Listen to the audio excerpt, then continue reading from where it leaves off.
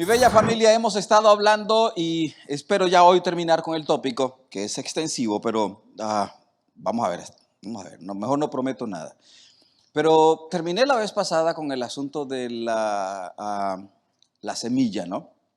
Y vimos rápidamente la semilla junto al camino, también vimos la semilla en los pedregales, también vimos la semilla entre los espinos y al final vimos la semilla que cayó en buena tierra. Ahora, en resumen, esto es así. Cuando la Biblia habla de semilla, ayúdenme, ¿de qué habla? ¿De qué está hablando? Está hablando nada más y nada menos que de algo que usted y yo debemos compartir, ¿ya? Está hablando de qué? Del Evangelio, ¿ya? Esa es la palabra de Dios, del Evangelio de Jesucristo para la humanidad entera. Y es una de las cosas que como individuo y como iglesia muchas veces no le hemos prestado la atención requerida. La salvación es un gran regalo de Dios y hay dos cositas más bien tres cositas que uno mira en esta parábola. La primera es el sembrador, la segunda es la semilla y la tercera sería el terreno, el corazón, ¿ya? El corazón del hombre. Entonces, uno tiene que ver esas tres. Cuando digo la primera es el sembrador, por ejemplo. El sembrador muchas veces piensa que es el culpable, y pongamos aquí la iglesia como tal. La iglesia muchas veces piensa que ellos son culpables de que el evangelio no esté siendo proclamado como deba de ser, o que no estamos siendo efectivos en la forma de proclamar el evangelio de Cristo. Si bien es cierto, familia, la iglesia es responsable porque cuando vemos al final de los evangelios, ellos terminan con una expresión o con una frase o con un mandato. Id por todo el mundo, y todos ya se saben ese pasaje. Id por todo el mundo y así es. Entonces es nuestra tarea como iglesia proclamar el evangelio. Y cuando no hay crecimiento, como lo que nos ha pasado a nosotros de pronto, que entramos en un periodo de ansiedad porque la iglesia no crece. Y créanme que de pronto este tipo de circunstancias no sucede en otros países, aunque yo no sé si les comentaba a ustedes de la última experiencia que tuvo nuestro pastor en España, que de pronto dos mujeres en diferentes domingos llegaron a la iglesia sin haberlas invitado, nadie las invitó, y llegaron a la iglesia y se convirtieron. Un domingo llegó una, el otro domingo llegó la otra, y me escribe él y me dice: pastor, algo está sucediendo, me dice, allá en España. Y digo: ¿qué está pasando, pastor? Y me dice: dos mujeres se convirtieron al Señor en España, donde dice que para ganarse a dos personas es durante todo el año, hay que trabajar muy duro para poder, y si se ganan uno es una bendición tremenda. Ahora, nosotros como iglesia también en Canadá hemos pasado por ese tipo de circunstancias en el que uno ve que la iglesia no creció y uno dice: soy culpable yo. Yo como pastor digo: Dios mío, ¿qué estoy haciendo mal para que la iglesia no crezca? Hemos hecho salidas evangelistas, hemos hecho eventos de repartir tratados, hemos visitado, hemos llamado, hemos ayunado y de pronto no hay crecimiento y uno entra en una ansiedad de culpabilidad. Me siento culpable porque la iglesia no crece. Y de pronto el liderazgo dice: híjole, ¿qué estoy haciendo? Estoy siendo un líder productivo, soy de los que están al frente de la iglesia, estoy haciendo lo que debo de hacer, y existe una frustración. ¿Y qué ha sucedido? Que la iglesia ha pensado, y aquí esto es importantísimo, la iglesia ha pensado que ella debe de actualizarse. Entonces la iglesia, a lo mejor no estamos siguiendo los pensamientos que la filosofía actual está teniendo, no estamos haciendo lo que la nueva psicología está promoviendo, no estamos haciendo lo que otras iglesias están haciendo, y empezamos a buscar elementos que contribuyan para el crecimiento de la iglesia. Pero déjenme decirle algo: la palabra del Señor es la palabra del Señor, ¿ya? Y la palabra del Señor no necesita nada, ningún aditivo necesita la palabra del Señor. Porque en cuanto el hombre le pone algo, la está adulterando. En cuanto el hombre le agrega algo, lo está adulterando. Así que la palabra de Dios, el evangelio del Señor es simple, llanamente, debe ser expresado puramente y literalmente como es. Hay iglesias que para ayudar a esto, yo me acuerdo de una iglesia en Puebla, México, ellos pusieron puras mujeres con pantalones ajustados al frente, aparte de la banda, con la idea de que esa era una forma de atraer a otros. Error. Hay una iglesia aquí en Toronto, en el centro, y está siendo súper popular. Y la gente llega ahí y lo primero que escucha es pura música secular. Y alguien diría, está bien, porque esa es una forma de atraer a la gente. Hay muchas formas de atraer a la gente sin que tengamos que comprometer el evangelio. ¿Están conmigo? ¿Están conmigo? Hay muchas formas en que podemos ganar la gente. No necesitamos de utilizar el mundo para atraer a la gente. Entonces yo quiero ser explícito y claro en esto. ¿Por qué? Porque hemos pensado que la iglesia le debe ayudar el evangelio. Y quien da el crecimiento a la iglesia, ayúdeme, ¿quién da el crecimiento a la iglesia? Es Dios.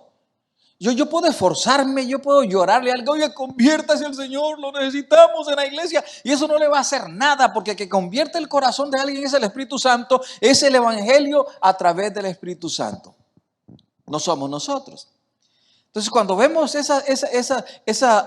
al sembrador en esta parábola, uno se da cuenta como pastor que yo, aun cuando yo hago lo que tengo que hacer, al final quien da el crecimiento es el Espíritu Santo de Dios.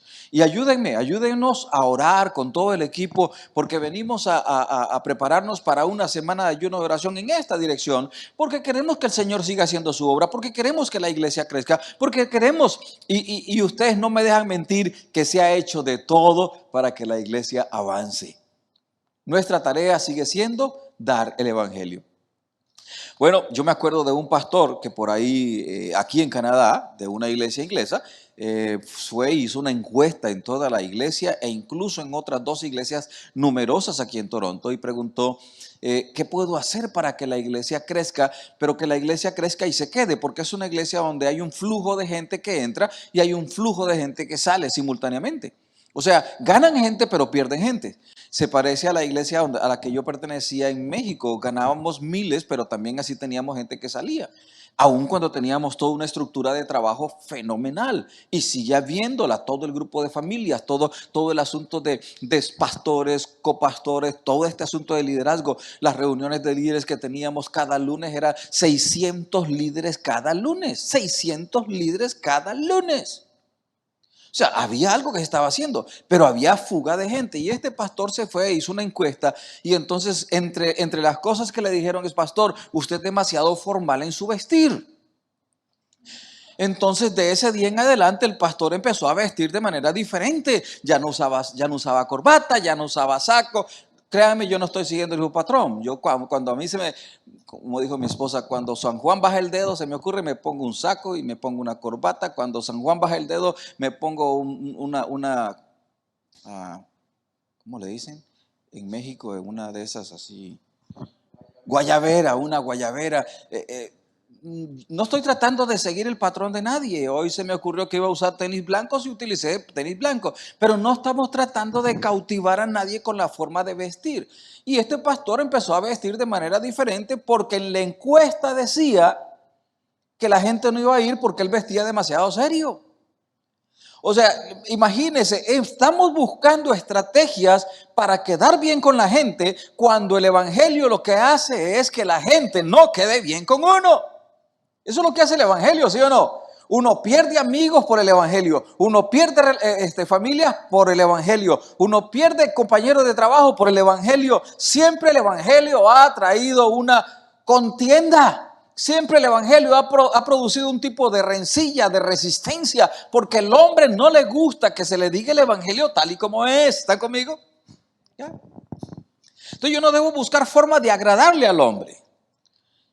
Créame, todo este ensamble que hay de la iglesia, yo doy gloria a Dios. Y todo este trabajo fenomenal que se hace, doy gloria a Dios. Pero el evangelio tiene que ser puro y claro, nada más. No le añado nada más. Así que este otro pastor de pronto empezó a usar vestimenta diferente. Solo faltaría que yo el próximo domingo venga con un sombrero y con un pantalón que tenga aquí hoyos en las rodillas para que los jóvenes digan, wow, ese pastor sí que está actualizado. Está la moda de ese pastor, ¿no? No necesito hacer nada de eso. No lo necesito hacer. He predicado en short, sí, he predicado en short. No tengo pantalones rotos porque no los he roto ni los quiero comprar rotos. Prefiero comprarlos completos por aquello del invierno, ¿no? Entonces prefiero que sea así la cosa, ¿no? Ahora, como pastor, yo soy el sembrador. Como líder, usted es el sembrador. Como miembro de la iglesia, usted es un sembrador. Amén. Todos somos responsables de la semilla. Todos somos responsables. Posiblemente en este asunto de cambio y de tratar de llamar la atención necesito una nueva bolsa en la que pueda llevar las semillas, una nueva bolsa más atractiva. Quería pedirle a alguien si tiene una bolsa de cuero de esas bonitas para llamar la atención y lanzar la semilla. ¿Cuáles son los métodos para lanzar la semilla? Algunos de nosotros posiblemente no sepamos cómo lanzar la semilla, lo que tiramos son pedradas. Algunos de nosotros posiblemente no sabemos cómo predicar la palabra cuando dice que ni los borrachos, ni los estos, ni los otros heredarán el reino de los cielos. Y lo lanzamos sin amor y lastimamos. Bueno, a lo mejor el método, la forma que estoy utilizando no sea la mejor. Pero el evangelio sigue siendo claro y el evangelio está lleno de varios elementos que usted y yo ya los conocemos. Elementos como justicia, elementos como juicio, elementos como amor, elementos como justificación están implícitos en el evangelio del Señor. ¿Sí? Eso es lo que yo proclamo. Yo no le puedo quitar al evangelio el amor y meter solo juicio. Yo no le puedo quitar al evangelio juicio y le quito lo demás. Yo no le puedo quitar el ingrediente de misericordia al evangelio. No se lo puedo quitar. Todo debe estar ahí como un todo. Ese es el evangelio. Yo doy la palabra y usted y yo somos responsables del evangelio. Óigalo bien, usted y yo somos responsables del evangelio. Todos tenemos la semilla. ¿Alguno de ustedes no la tiene? Hoy se la podemos compartir, pero todos en este recinto y algunos de los que nos están viendo ya tienen la semilla sembrada en sus corazones y está produciendo fruto. ¿Qué es lo que hemos dicho? Que una de las características de una persona que se le ha sembrado la semilla en el corazón, ¿qué produce? Produce frutos.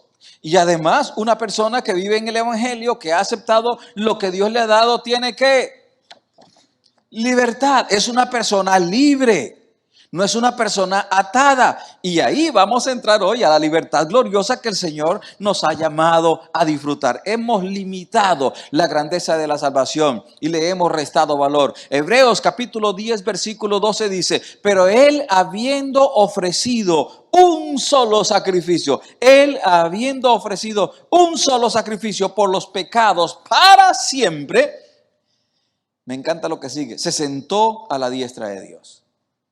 Me quedo yo pensé, bueno, Él ofreció. Cuando usted lee el contexto se da cuenta de que habla de que los sacerdotes antes trabajaban día tras día, ofrecían sacrificios día tras día y de pronto aparece el evangelio y se presenta como un único sacrificio para el hombre, como una puerta única de acceso a la salvación.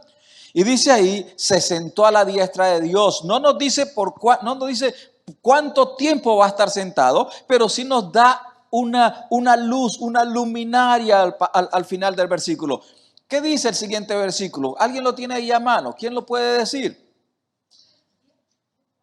En Hebreos 10, 12, el 13 les da la respuesta. Él se sentó, dice que hizo la obra y se sentó. Ahora, una preguntita antes de que sigan. Cuando uno se sienta es por algo. Digamos que Dialis se la pasó lavando los baños porque están sucios, el baño de la entrada porque llega el hermano Eric con su familia a visitarlo y tiene que estar limpio. Se la pasó trabajando durísimo para que ese día o ese momento sea placentero. Y de pronto vemos a Dialis que diría mi mamá, se aplastó en el sillón. ¿Por qué se aplastó en el sillón? Bueno, Dialis nos puede decir por qué se aplastó en el sillón. ¿Por qué? Porque uno, o se cansó, o dos, dice, finalmente terminé. Hice lo que tenía que hacer, me merezco un descanso. ¿Verdad que sí, Dialis? ¿Ya? Y entonces los niños empiezan a correr en medio y le dicen, hey, yo ya terminé, te toca a ti. Ya saben a quién se está refiriendo. ¿Ya? Se sentó. Pero cuando dice sentó es porque terminó. Y a mí me encanta cuando él dice en la cruz del Calvario, consumado es. Y en algunas versiones dicen, porque lo perfecto ha sido hecho. ¿Qué sigue el versículo 13? de Hebreos capítulo 10. ¿Qué sigue? Alguien que me lo lea fuerte, por favor.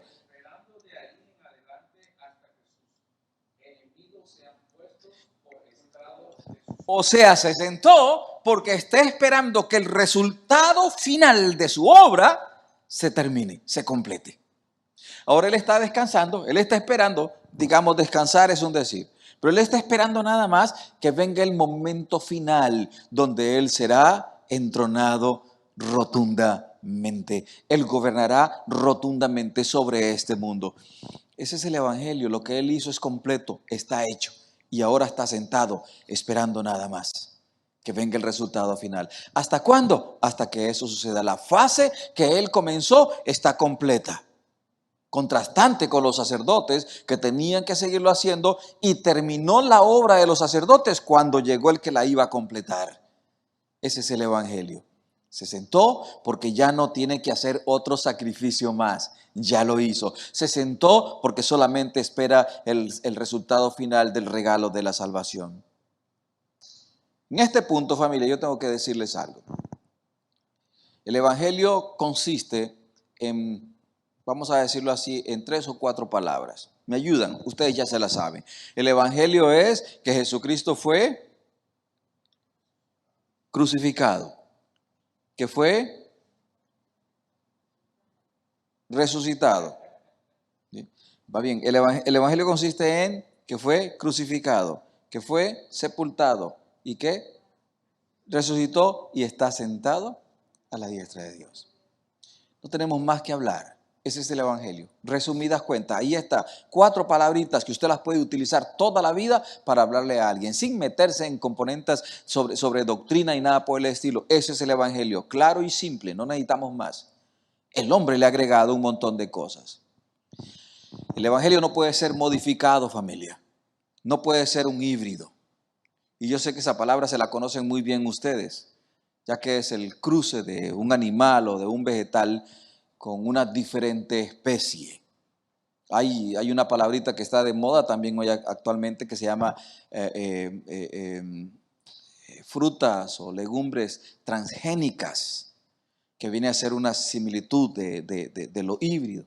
Es cuando se combinan ciertos elementos que no son parte de pero se combina con la finalidad de producir algo supuestamente mejor. El evangelio no puede ser ni híbrido y no puede ser transgénico. El hombre le ha metido ingredientes. Nosotros hemos dado paso para que eso suceda y no debemos hacerlo. El evangelio es claro. Cuando hablamos, por ejemplo, de frutas transgénicas, una de las características de las frutas transgénicas es que no tienen semillas. Entonces, si no tienen semillas, ¿cómo las siembran? Pensemos sobre eso. ¿Ya? ¿Me ayudan ustedes? ¿Cómo se hace? ¿Cuál es el patrón de Dios? Que una fruta dé fruto. ¿Sí? Una fruta da fruto. Pone la semilla y da fruto. Necesitamos la semilla. Si le eliminamos la semilla, estamos produciendo algo que no puede ser tomado de una semilla. Tiene que ser tomado de alguien que tiene el derecho sobre ese producto para entonces concedernos el derecho de sembrarlo de otra manera. Y es interesante porque estamos en una era, yo creo que a partir de los años 70 fue que esta situación comenzó con el asunto de lo transgénico, de lo híbrido. Y se popularizó también con los carros. Yo me acuerdo que hace unos años atrás, no sé si unos años, pero un montón de años a lo mejor, que salió que en algunos parqueos que todavía existe, dice que es un parking solo para los carros híbridos. ¿Lo han visto? Sí, ¿verdad que sí lo han visto? Nadie lo ha visto aquí. ¿No? My goodness. ¿De verdad no lo has visto? Come on, guys. Eléctrico, ¿tú lo has visto? Sí, ya, claro. Para los eléctricos también, pero para carros híbridos de igual manera. ¿Cuál es la diferencia? Bueno, investíguela mejor porque no es el punto para hoy. Hablemos sobre el evangelio como lo que él es. Y aquí vienen los aspectos que nosotros debemos considerar. Yo quedé ahí la vez pasada, aspectos que debemos considerar tocante a la salvación, familia. Pero para ello tenemos que leer Mateo capítulo 13, capítulo 13. Vayan conmigo ahí a Mateo. capítulo 13, versículos 24 al 30.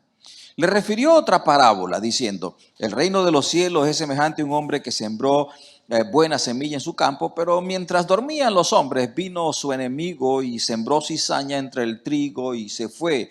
Y cuando salió la hierba y dio fruto, entonces apareció también la cizaña. Vinieron entonces los siervos del padre de familia y le dijeron: Señor, ¿no sembraste buena semilla en tu campo? ¿De dónde pues tienes cizaña? Son unas cosas que yo no me explico, familia. Mi hija y yo nos hemos propuesto eliminar toda la mala hierba del frente de la casa. Abby de igual manera, atrás. Ustedes también, si tienen esa parte, lo han hecho. Dios mío, al siguiente día me salen de nuevo. A la semana ya no son 2 o 3, un montón que me salen de nuevo. Yo estoy en que o elimino todo el césped y ponemos uno nuevo, porque ya tengo un montón de hoyos al frente de la casa sacando la bendita mala hierba. Pero si saco toda la mala hierba, van a ver hoyo tras hoyo, tras hoyo, tras hoyo, tras hoyo. Eso tendremos un hoyote en casa al frente. Y aquí el pasaje me dice: vinieron entonces los siervos del padre de familia y le dijeron: Señor, ¿no sembraste buena semilla en tu campo? ¿De dónde pues tienes cizaña? Él les dijo: un enemigo ha hecho esto. Y los siervos le dijeron: ¿quieres pues que vayamos y la arranquemos? Él les dijo: no sea que al arrancar la cizaña arranquéis también con ella el trigo. Dejad crecer juntamente lo uno y lo otro hasta que la siega y el tiempo de la siega. Yo diré a los segadores: recoged primero la cizaña y atadla en manojos para quemarla, pero recoged el trigo en mi granero. Ahora, me llama la atención porque si usted mira esto, tiene que ver con la parábola, con la explicación que está anteriormente. Y sigue viendo usted y sigue leyendo, y en el capítulo 13, en el versículo 10 nos dice cuál es el propósito de estas parábolas. Y en el versículo 1 en adelante hasta el versículo 9 nos está hablando de la parábola de la que hemos estado mencionando. Ahora, ¿por qué mete esta parte aquí? Porque nos está clarificando que dentro de la iglesia también habrá cizaña. También habrá gente que no es salva.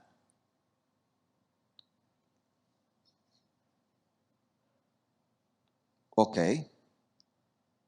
¿O está hablando del mundo? Bueno, puede hacer referencia a las dos. Puede hacer referencia a la iglesia y puede hacer referencia al mundo. Hay gente dentro de la iglesia que se bautizó, hay gente dentro de la iglesia que se conoce los métodos, hay gente dentro de la iglesia que sabe dar ofrendas, pero que su estilo de vida en cuanto a los frutos no son los que deberían estar dando. Dan otro tipo de frutos y eso pone en tela de duda, porque la Biblia dice: por sus frutos los conoceréis, por sus frutos los conoceréis. Y por un elemento más, y se llama perseverancia. Un hijo de Dios perseverará hasta el fin. Y si alguien deja la iglesia y se va fuera de la iglesia, déjeme decirle lo siguiente: la Biblia dice que el esclavo no permanecerá en la casa, solo el hijo.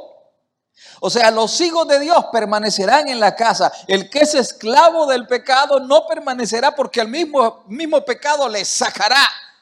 La misma debilidad de su vida le sacará de la iglesia. Y ahí es donde uno tiene que decir: Dios mío, hazme un hombre, una mujer firme en ti. Que no haya nadie que me quite de tu mano. Que no haya nada ni nadie que me desarraigue de tu mano. Yo quiero ser un hombre, una mujer, un joven salvo de por vida para gloria tuya. Un elemento que debe seguir.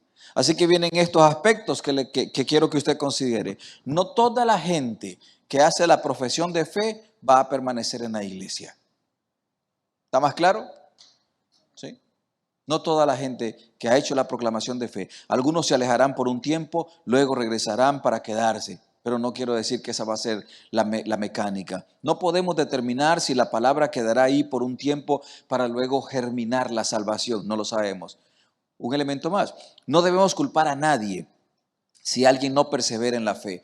Yo me he dado cuenta de que cuando alguien se va de la iglesia, muchos de los hermanos de la iglesia dicen, ay, es que no, en esa iglesia no le dieron amor. Se fue de la iglesia porque nadie se acercaba para saludarle.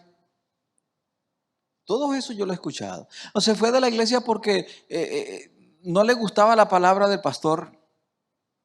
Se fue de la iglesia porque el líder tal le caía mal. Se fue de la iglesia porque ahí hablan de las ofrendas y los diezmos. Se fue de la iglesia, oh my God, añade la lista todo lo que usted quiera. Se fue de la iglesia porque no le gustaba la alabanza. Se fue de la iglesia porque ahí no habían jóvenes. Se fue de la iglesia porque no había atención a los niños. Se fue una cantidad de cosas. Mientras estábamos ahí alabando al Señor, tengo que dar gracias por muchas cosas, pero yo daba gracias a Dios porque tanto Alex que vive al otro lado del mundo, donde pega el viento y se regresa, y tanto Joaquín como Dialis, donde se oculta el sol, viajan domingo a domingo. Y no he escuchado el pretexto de que es que estaba muy lejos. Nunca lo he escuchado de ellos. Aman el cuerpo de Cristo, aman la iglesia. Saben su posición dentro de la iglesia. Por ahí anda Henry, también un poquito distante. Pero el asunto es cuando uno ama la iglesia, cuando uno sabe que pertenece al cuerpo de Cristo, cuando uno sabe que es hijo, óigalo bien, cuando uno sabe que es hijo, no esclavo, sabe que estará dentro de la iglesia, dentro de la casa, todos los días. Amén por los que son ratones de iglesia. Amén por ellos. Porque son los que sostienen el cuerpo de Cristo. No culpemos al que sembró la semilla cuando alguien se fue. No culpes la iglesia, no culpes al predicador o pastor. Nadie debe ser culpable cuando alguien se va de la iglesia. Hay alguien más que es culpable. Puede ser que el corazón de esa persona, el terreno, puede ser que el enemigo le haya robado la semilla. La tendencia es buscar a quien acusar.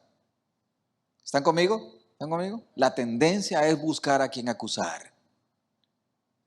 Pero no, cada uno es responsable delante de Dios. Nadie podrá presentarse delante de Dios y decirle, Señor, yo no seguí en tus caminos porque ahí en esa iglesia nunca me dieron amor. No podrá ser. Yo no seguí sirviéndote, Señor, en la iglesia porque pues yo tenía otro deseo en mi corazón, Señor. No va por ahí. Servimos a Dios. Una más. Esta parábola, mis amados, estará siempre relevante. Será siempre relevante para todo el que la lea y reflexione. Y déjeme contarles brevemente algo. Hace unos días atrás mi hija salió, voy a decir algo que no debo decir, salió porque de pronto ella evangeliza y entonces salió con un joven al que ha estado evangelizando, ya está evangelizando, pero se encontró con una tremenda sorpresa. Y fue una reunión que tuvo, una salida, se fue con el perrito y todo lo demás y estuvo como 3 horas fuera de casa. Cuando llegó, yo le dije, oye, mi vida, ¿cómo te tardaste, no? Y me dice, papá, tuve una conversación súper. Me dice, este amigo con el que salí, ha andado en esto, lo conoce desde la secundaria. Y de pronto este joven, hay una necesidad tanta, sin familia cristiana, nadie, que se compró una Biblia y empezó a leer, y dice que ha leído 3 veces el Evangelio, sin iglesia, sin nadie que le esté asesorando. Y entonces se dio cuenta de que Jesucristo es la salida, de que Jesucristo es la puerta. La salida del pecado y la puerta para la vida eterna, para la salvación. Y dice, fue tanto el tiempo que gastamos o que pasamos hablando de Cristo que se nos fue el tiempo. O sea, un joven que llega a Cristo sin que nadie le hable. Él ya sabía que mi Mergy es cristiana, él ya sabía que ella tiene otros principios. Ella ya le había hablado de Cristo, pero nunca lo había tomado serio. ¿sí? Y en ese día mi hija llegó tan feliz, tan contenta de saber que este joven ha aceptado a Cristo en su corazón. Familia, la palabra del Señor es vigente. Como este joven, yo también leí el Evangelio muchas veces antes de venir a Cristo. Yo me acuerdo que yo tenía no una espada, yo tenía una cuchilla. ¿Sí? Yo tenía una cuchilla que la andaba aquí en la parte de atrás, la escondía. Ya nadie sabía de eso, solo yo. Y yo entraba a un baño, cualquier baño, y yo sacaba la cuchilla y empezaba a leer. ¿Me entienden, no? Lo que estoy queriendo decir, ¿verdad? ¿Sí? ¿Se acuerdan que es una cuchilla? ¿Va? Un Nuevo Testamento chiquitito. ¿Va? Ha venido leyendo el Evangelio y eso lo ha traído a Cristo. Ahora vienen otros pasos. Esta parábola, como toda la palabra del Señor, estará vigente por siempre. Léala dentro de 10 años, leámosla dentro de 20 años, seguirá vigente. Y otro aspecto y último aspecto a considerar. Oiga lo que voy a decir, parece contrastante. No importa el terreno en el que caiga la palabra. ¿Sí? Hemos visto cuántos terrenos, 3, ¿verdad? Y un cuarto que es el mejor. ¿Sí? Ahora, vuelvo a decirlo, no importa el terreno donde caiga la palabra. ¿Cuál es la tarea del sembrador? Tirar la palabra. ¿Quién da vida a esa semilla? ¿Quién da vida? Es el Espíritu Santo. Y 2 o 3, ¿quién es el que hace que germine o que tenga un buen terreno? Es la persona. Es la persona quien decide si va a tener fe en esa palabra, en esa semilla. Es la persona quien toma la decisión de decir, endurezco mi corazón o lo suavizo porque entiendo bien lo que se me está diciendo. Óigalo, no importa el terreno donde caiga la palabra. Nuestro deber es tirarla. Mateo dice, id por todo el mundo. Id por todo el mundo. No dice, busquen el mejor terreno y entonces vayan ahí. No, id por todo el mundo y predicad. Y predicad. En otras palabras, vaya donde usted vaya, vayamos donde vayamos, tenemos que tirar la palabra del Señor. ¿Están conmigo? Sí, están conmigo, yo sé que sí. Es nuestra responsabilidad, es nuestro trabajo en tirar la palabra y dejemos que el Espíritu Santo se encargue de producir los resultados. 2 elementos de salvación somos liberados. Y vamos a entrar a un punto corto. Este es otro elemento de una persona que es salva. Pero déjeme mostrarle un elemento más que todo hombre o mujer que ha aceptado a Cristo y que lo ama y que sabe que la salvación está en Él, lo tiene. Y de en Él no me puedo quedar mucho porque ya lo manejamos y es un amor profundo por Dios. Ese es un tercer elemento. No lo tengo en un papel, pero el amor es uno de los frutos evidentes en la vida de un creyente. Un amor profundo por Dios. Yo me he encontrado con gente que ama a Dios. Yo me atrevo a decir más que yo. Y honestamente digo, yo quiero ser como esa persona. Y yo siento que yo amo a Dios y no debo sentir. Yo sé que yo amo a Dios con todo mi corazón. Es el amor de mi vida. No tengo nada. No hay nada, de verdad, familia. No hay nada que me satisfaga en este mundo. No hay nada. Miren, la vez pasada yo quería una computadora Mac de esas buenísimas. Y wow, qué feliz voy a ser cuando tenga esa Mac. Me regalaron la Mac, me la donaron. Un regalo de las más nuevas. Ahí está, la uso. Pues es nada más una máquina. Eso no ha logrado suplantar el amor que siento por Dios. No hay nada. Cuando me encuentro con mujeres o con jóvenes que aman a Dios apasionadamente, no hablo nada más de emoción, porque hay gente que ama a Dios emocionalmente y las emociones no son confiables. Óigalo bien, nunca ponga sus emociones como una evidencia de la salvación que usted tiene, nunca, porque las emociones son así. Un día usted va a sentir que usted ama a Dios con todo el corazón. Otro día usted va a sentir, ay hermano, estoy en el desierto. Y ahí están los hermanos en la oración mandándole un camello y le mandan otro camello para sacarle del desierto y nada que le logran sacar del desierto. Cuando uno ama a Dios profundamente, uno lo puede palpar. Pues cuando usted me ve que yo alabo a Dios y adoro a Dios, todos los domingos para mí es que tengo que disfrutarlo, porque lo amo. No es un asunto religioso, para mí nunca será un asunto religioso, nunca.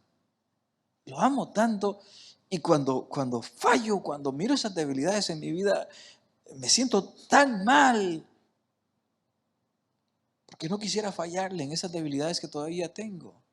Y tengo que llegar y arrodillarme y decirle, Dios, perdóname, yo no quiero fallarte, yo quiero honrarte en toda la extensión de la palabra. Cuando yo miro mujeres que aman a Dios sobre todas las cosas, que se desviven por Él, que se desviven por su obra, Dios, es un ejemplo que yo quiero seguir. Una persona que es salva ama a Dios por sobre todas las cosas. Busca la gloria de Dios. No es un amor que busca ganancias personales. No es un amor por Dios que busca alcanzar objetivos personales a través de lo que hago para el Señor. No son motivos egoístas. No es para alimentar el ego. Nunca lo será. Cuando uno ama a Dios profundamente, no buscará nada de eso. Y nunca se me olvidan las palabras de el que era mi pastor en México. Cuando íbamos jugábamos todos los martes fútbol, todos los líderes, todos los pastores, como una forma de desintoxicar el cuerpo de la tensión o del estrés. Y en su camioneta íbamos juntos y me dice, Juan José, me dice, yo nunca le pedí una iglesia grande al Señor, nunca le pedí una iglesia grande. Nunca busqué una iglesia. Yo estaba feliz con la iglesia de 150 personas ahí en Cuernavaca, México. Y me dice él, pero a Dios le plació darme una iglesia de 5,000 personas. Pero yo nunca la busqué. Yo no hice una estrategia de trabajo para tener 5,000 personas. Yo nunca la busqué, me dijo él. Pero yo sé, me decía, que hay tantos pastores y ministros que andan buscando iglesias así. Pero detrás hay motivos egoístas. El amor hacia Cristo, el amor hacia nuestro Dios, no es para ser feliz yo, sino para agradarle y para darle gloria por el regalo que Él nos ha dado. Mire lo que dice Primera de Juan, capítulo 5, versículo 3. Pues este es el amor a Dios. Y usted debe subrayar esa palabrita o encerrarla en un círculo. Pues este es el amor a Dios. Ahora, si alguna versión dice diferente, Alex, usted tiene una versión diferente, búsquelo por favor, Primera de Juan 5:3, porque yo quiero ver si todas sus Biblias dicen, por este es el amor a, porque el a es una palabrita, más bien es una vocal que apunta hacia. Y yo quiero ver si ustedes la tienen. También dice a, ¿sí? La suya también dice a. La de Miriam dice igual. ¿Sí? Pues este es el amor a Dios, que guardemos que sus mandamientos, y sus mandamientos no son gravosos, dice una versión. Primera de Juan 5:3. No son gravosos, dice. Ahora, gravoso tiene implicaciones, grave. No son dolorosos, no son difíciles. Dice entonces ahí que este es el amor a Dios. Y cuando hemos hablado de a Dios, quiere decir que al hablar en la palabra que sigue de mandamientos, habla de permanecer en la palabra, de guardar la palabra, de aplicar la palabra, de vivir la palabra, que es lo que nos dice Santiago, que debemos ser no solamente oidores, sino también hacedores. Y sus mandamientos, que debemos vivirlos día con día, no son gravosos para nadie, no son difíciles, son fáciles de seguirlo. Así que cuando uno ama a Dios, no se nos hace gravoso los mandamientos, la palabra de Dios no se nos hace gravosa. Cuando uno ama a Dios, se llena de gozo gozo y reverencia en el corazón. Cuando lo estamos adorando cada domingo, cuando lo adoras en casa, cuando pones la alabanza en el estéreo de tu auto, vives una reverencia constante, en un amor constante, en una expresión constante de amor. Cuando uno ama a Dios, lo reconoce en todos los caminos. Cuando hablas de Él, hay una pasión en la boca tuya, hay un deseo de honrarlo a través de cómo hablas. Cuando uno ama a Dios, acepta la voluntad de Dios fácilmente. Fácil. No le molesta aceptar la voluntad de Dios. No le molesta. Amar a Dios. Amar a Dios.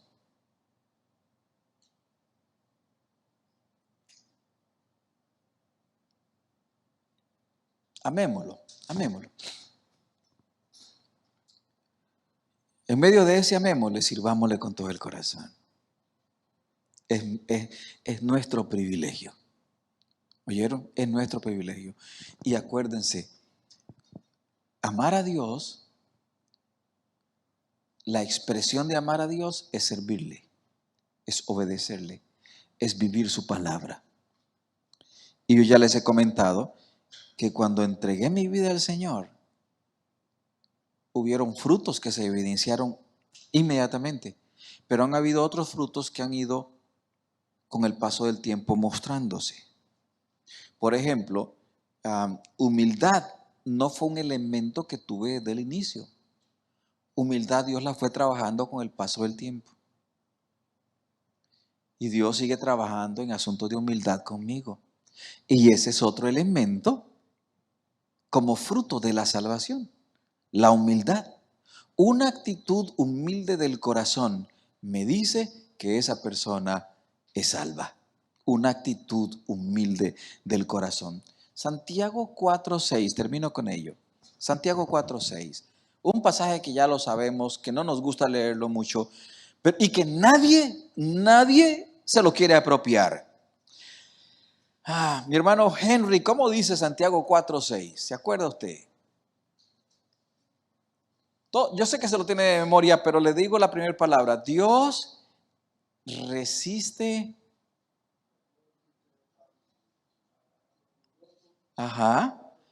Y da gracia a los humildes. Mi Biblia dice, Dios resiste a los soberbios. Otra Biblia dice, Dios resiste a los orgullosos, pero da gracia a los humildes. Digo, Dios no comenzó conmigo en todas las áreas a cambiarlas inmediatamente. Algunas las cambió así, algunas otras Dios ha ido en proceso conmigo. Y cuando la Biblia dice, Dios resiste a los orgullosos, ¿alguna vez usted se ha puesto, Dios resiste mi corazón orgulloso? ¿Se ha puesto usted ahí? ¿Alguna vez se ha puesto usted ahí? Usted me dirá, yo no soy orgulloso, pastor.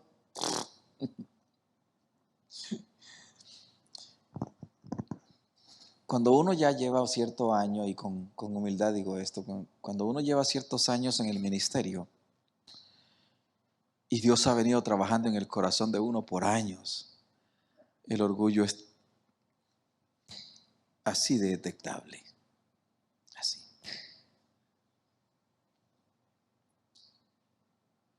Y gente que dice uno es humilde, uno se da cuenta de que todavía está en formación como yo lo estoy. Una actitud humilde del corazón. Y voy a quedar ahí porque ya lo dije.